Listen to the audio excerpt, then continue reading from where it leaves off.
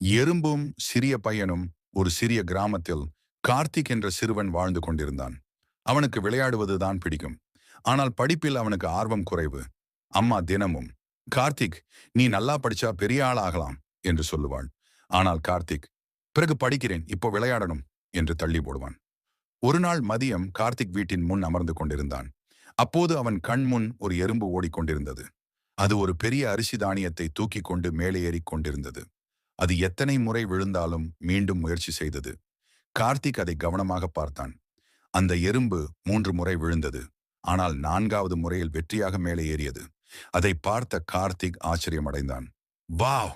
இத்தனை சிறிய எறும்பு விடாமுயற்சியால் வெற்றியடைந்தது. நான் பெரியவன், ஆனா ஒரு சிறிய வேலை கூட முயற்சி செய்யாம விட்டுட்டேன் என்று அவன் நினைத்தான். அந்த நாளிலிருந்து கார்த்திக் தினமும் சிறிது நேரம் படிக்கத் தொடங்கினான். அவனது முயற்சி காரணமாக பிரீட்சையில் நல்ல மதிப்பெண் பெற்றான். அவன் அம்மா மகிழ்ச்சியுடன், "எறும்பு உனக்கு நல்ல பாடம் கற்றுக் கொடுத்தது, கார்த்திக்" என்று கூறினாள். அந்த நாள் முதல் கார்த்திக் அனைவருக்கும் ஒரு நல்ல உதாரணமாக மாறினான். கதையின் நற்செய்தி மாரல்: விடாமுயற்சி வெற்றியைத் தரும்.